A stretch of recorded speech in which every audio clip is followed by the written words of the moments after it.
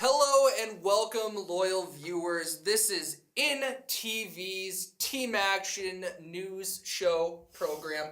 Man, Jeff, can you ever get a new intro down? Like, hey, ladies and gentlemen, INTV is here. I just don't I don't think that you like being called a news show. No, it's just the same thing every single time. How about this? It is January 16th, and I only say 2014. I'm Nolan Weiss. And I'm Jeffrey Jorgensen. I only say that once a year. I know, Jeff, but you're just so I've never repetitive. actually said that. Well, you know, this news episode is gonna kick off with some smiles, and we're gonna bring you cries. We're gonna bring you some cries. You'll be laughing through the entire thing. Just because you saw that off training day. Yep, and you might actually change the channel through this news episode as well. I hope not. I hope not either. Only during Civic News is sometimes when I've heard people have changed the channel because it's a little too long and sometimes a little boring.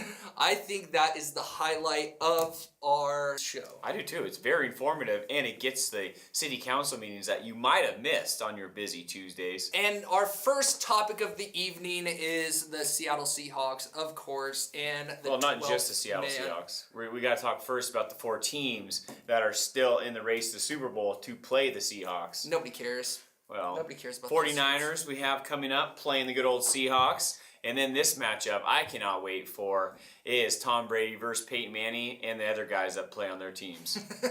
Which we have no idea who they are, but we know that they are the Broncos and the Patriots. Yeah, this is going to be such a great game to watch this Saturday and Sunday. 2 great games.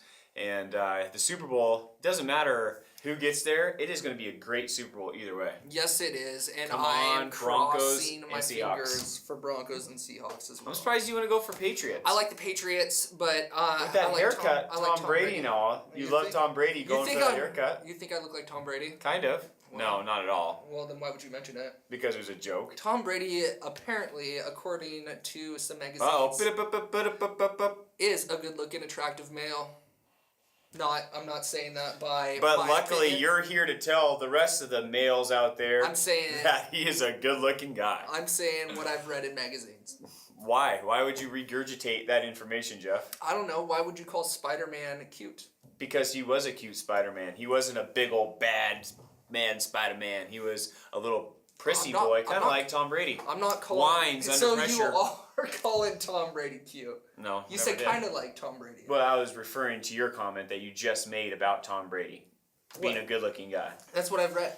I've read it in a book. What I've read all over the internet and cable TV is Sochi Olympics coming up in February. They're making this just awesome, but on news reports, of course, they're bringing all this dramatic and violent news. There have been bomb threats and bomb scares in Russia, so this is going to be pretty scary. Hopefully they boost up the security in Sochi, Russia. Yes, it's going to be a very, very interesting Olympics, and I can't wait. Winter Olympics is my favorite. It is. I love it. I love it so much. I bet you root for Michael Phelps. I do. But that's summer. I know, it was a joke. Yeah. Another one of those jokes. Ice swimming. Ice swimming. That would be awesome. That would be something. That'd be great. That would be something. I can't wait to see those Shaun White tear it up. The guy with the soul patch. It's not Yoko Ono. Who's got a soul patch? Come on, help me out. Oh, the skater. The fast skater. Yeah. Apollo Ono. There we go. Ono. Wow. You threw me off with Yoko. I knew Ono was correct. Wow, we know our Olympians. Yes, we eat our Wheaties. Go America. I haven't picked up a box of Wheaties lately, so I don't know who's on the front, but we're rooting for the grand old USA. Yeah, can't wait till February gets here because I love the Olympics. I tune in every single chance I get. Except for when the news is on. INTV Team Action News. Except for when INTV Team Action News is on. Yeah. Sean Harrington from Australia is not the smartest 27-year-old I've ever seen. He jumped in with some sharks with a bird cage. in a bird cage. With a bird cage. He didn't jump in he wasn't completely in the bird cage. He just kind of jumped in with it over him, and then he jumped in again, and luckily put the bird cage underneath his legs, because a tiger shark comes up and probably would have taken his legs off. Yeah. Probably would have taken the guy. It was a huge tiger shark too. Definitely not the brightest bird in the cage. Ooh, or he's a dodo bird, and he could have been extinct right there. Hello. Yeah, Darwin. He probably could have won a Darwin Award right there, jumping into shark-infested waters with a bird cage. Yeah. And the majority of people in Miami actually do that. When you're swimming in South Beach, I watched North America, and it showed the shark run was only about less than a mile offshores. Yep, and so they're swimming kind of with the sharks. Yep, totally.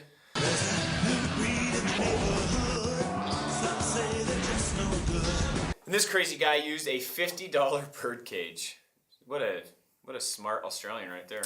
He made Americans look smart, though. I'll tell you that much. Did. Yes, those Australian sharks are a lot more timid than American sharks. The meeting has officially come to order. See this hoax of a giant squid? Jeff and Eddie thought it was real. Do you think it's real? Oh, or gosh. is it a hoax? One day, who knows? No, just imagine. These big old giant squids could have taken out boats back in the day. Yep. Right there, Jeff and Eddie? The oarfish.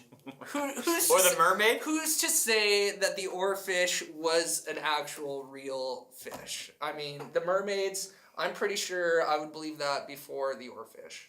Oarfishes are real. So are mermaids. Okay. Saw it on something that is real is the government of Washington is conserving the biggest chunk of land that we have seen in our lifetime. 50,000 acres of Teanaway's beautiful soil will be conserved. INTV was down at the Teanaway celebration to get the footage for you. My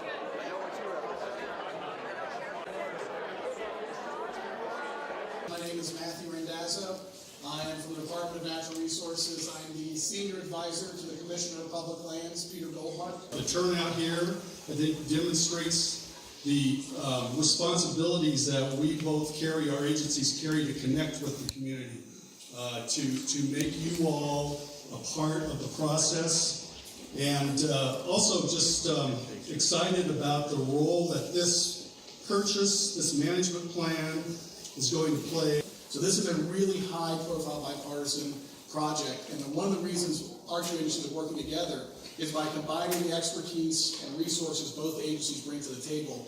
It's the best guarantee the state has that this landscape is managed in a consensus-driven manner with the best possible resources, with the best possible expertise, and all the skills and talents available in land management available in the state government to make sure that this project is done right.